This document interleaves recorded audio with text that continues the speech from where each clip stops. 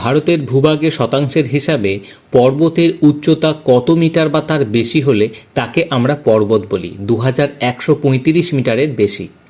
ভারতের ভূভাগের শতাংশের হিসাবে পাহাড়ের উচ্চতার রেঞ্জ কত? 305 থেকে 2135 মিটার। ভারতের ভূভাগে শতাংশের হিসাবে মালভূমির উচ্চতা রেঞ্জ কত? 305 থেকে 915 মিটার। ভারতের ভূভাগে শতাংশের হিসাবে সর্বনিম্ন কত মিটার উচ্চতা বা তার কম হলে তাকে আমরা সমভূমি বলবো? 305-এর কম। ভূপ্রকৃতি ও গঠনের বৈশিষ্ট্য বিচার করে ভারতকে কয়টি প্রধান ভূপ্রাকৃতিক অঞ্চলে ভাগ করা যায়? 7টি। কাশ্মীরের নাঙ্গা পর্বত থেকে পূর্বে অরুণাচল প্রদেশের নামচা বড়োয়া পর্যন্ত হিমালয়ের দৈর্ঘ্য ও বিস্তার কত কিমি? দৈর্ঘ্য 2400 কিমি এবং বিস্তার 150 থেকে 500 কিমি। উচ্চতা অনুসারে বা প্রস্থ বরাবর হিমালয়কে কয়টি শ্রেণীতে ভাগ করা যায়? 4টি।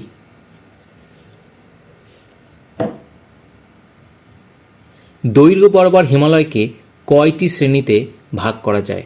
উত্তর হবে 3টি। উচ্চতা অনুসারে বা প্রস্থ বরাবর হিমালয়ের শ্রেণীবিভাগগুলি কী কী? শিবালিক হিমালয়, হিমাচল হিমালয়, হিমাদ্রি হিমালয় ও ট্রান্স হিমালয়।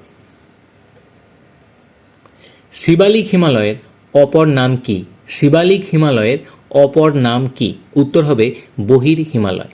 বহির হিমালয়। মধ্য বা হিমাচল হিমালয়ের অপর নাম কি? মধ্য বা হিমাচল হিমালয়ের অপর নাম কি? লেজার হিমালয়। লেজার হিমালয়। হিমাদ্রি হিমালয়ের অপর নাম কি? হিমাদ্রি হিমালয়ের অপর নাম কি? উত্তর হবে উচ্চ হিমালয়। উচ্চ হিমালয়। হিমাচল প্রদেশের 50 কিমি থেকে অরুণাচল প্রদেশের 15 কিমি পর্যন্ত কোন হিমালয়ের অবস্থান? উত্তর হবে শিবালিক হিমালয়। হিমালয়ের উত্তরে নেপাল চীন সীমান্তে কোন হিমালয় অবস্থান করে? হিমাদ্রি বা উচ্চ হিমালয়। হিমাদ্রি বা উচ্চ হিমালয়। জম্মু কাশ্মীর, হিমাচল প্রদেশ সহ তিব্বতে কোন হিমালয় অবস্থান করে? ট্রান্স হিমালয়। ট্রান্স হিমালয়। শিবালিক হিমালয়ের উচ্চতা কত? শিবালিক হিমালয়ের উচ্চতা কত? 600 থেকে 1500 মিটার। 600 থেকে 1500 মিটার। মধ্য বা হিমাচল হিমালয়ের উচ্চতা কত? মধ্য বা হিমাচল হিমালয়ের উচ্চতা কত? 1300 থেকে 5000 মিটার। 1300 থেকে 5000 মিটার।